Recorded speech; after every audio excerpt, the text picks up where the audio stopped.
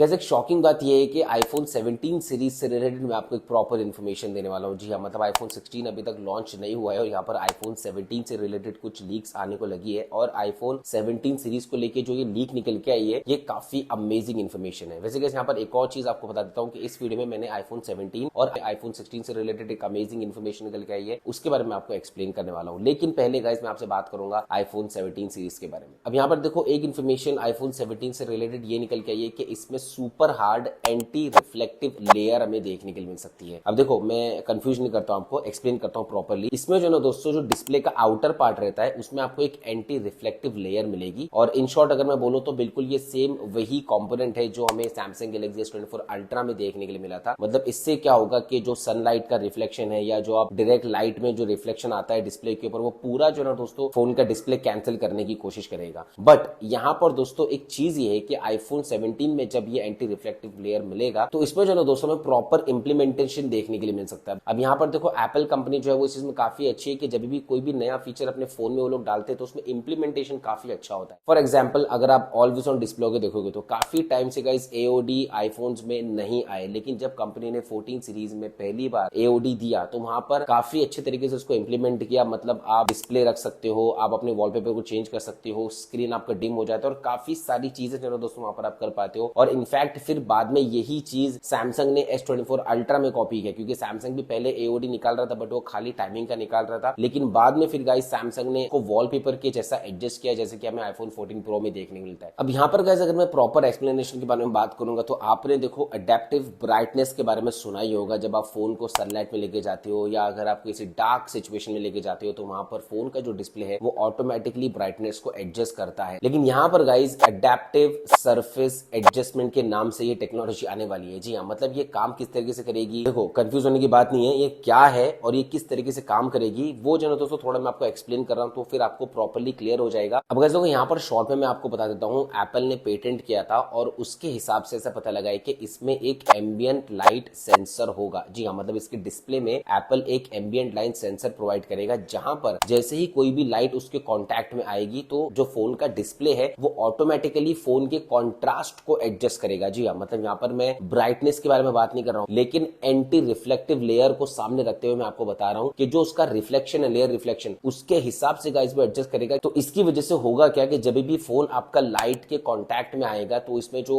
Ambient light sensor रहेगा contact में आने के बाद से ही जो एकदम से ट्रिगर होगा और आपके फोन का जो कॉन्ट्रास्ट है वो एडजस्ट होगा। तो यहाँ पर गाइस देखो इसीलिए मैं बोल रहा था कि जब एप्पल कोई भी फीचर अपने फोन में इंप्लीमेंट करता है तो वो काफी अच्छे तरीके से करता है। मतलब हो सकता है कि भाई एक टाइम तक फीचर नहीं आए, लेकिन जब आता है तो काफी अच्छे तरीके से आता है। और गाइस एक ये चीज भी हम मान के चल सकते हैं कि आईफोन 16 सीरीज के लिए ये चीज आउट नहीं हुई है। मतलब एप्पल इसको अभी डेवलप करने के लिए और एक साल ले रहा है। आईफोन 17 सीरीज के लिए दोनों दोस्तों ये लीक आउट हुई है और मे बी आगे ऐसा भी हो सकता है कि कंपनी इसको सीधा नेक्स्ट ईयर पे स्विच कर दे, जो कि आईफोन 18 है। लेकिन जब भी ये फीचर आएगा मेरे हिसाब से गाइस काफी अमेजिंग फीचर है। मतलब एक चीज हम ये बोल सकते हैं कि डायनामिक के लिए एप्पल जो है वो एंटी रिफ्लेक्शन को इसमें एडजस्ट करेगा, जो कि काफी एक अमेजिंग स्टेप होगा अपने आप में। मतलब अगर हम टेक इनोवेशन के बारे में बात करेंगे तो, और ये जो है दोस्तों ज्यादातर काम आने वाली चीज आउटडोर्स में होगी। अब दोस्तों यहाँ पर देखो जब एंटी रिफ्लेक्शन ऑटोमेटिकली काम हो रहा है और उस पर काफी अच्छा टेक निकल के आए तो ऐसा भी हो सकता है आज के टाइम पे जो फोन्स के डिस्प्लेस एकदम हार्श सन में जाके थ्रॉटल्ड हो जाते हैं, मे बी ये प्रॉब्लम जो ना दोस्तों ये टेक आने के बाद में हमें नहीं देखने के लिए मिले। अब अगर बात करूंगा मैं आईफोन 16 सीरीज के बारे में तो इसमें जो ना दोस्तों एक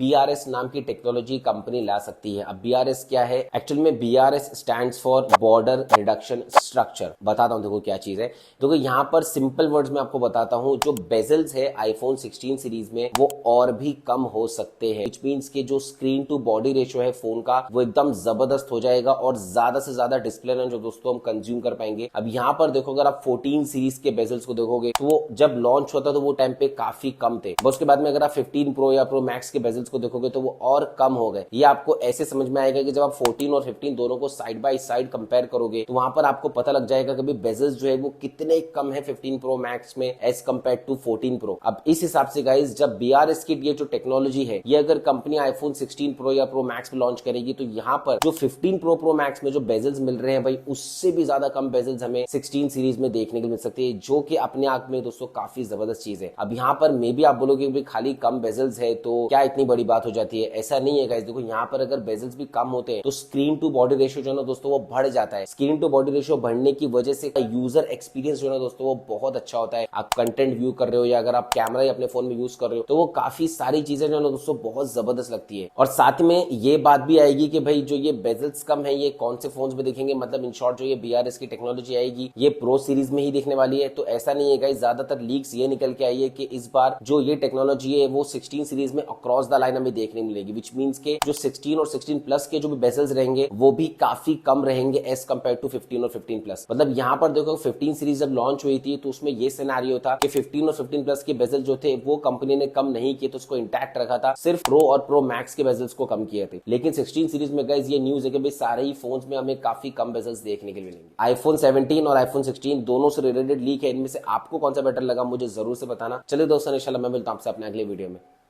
जय हिंद।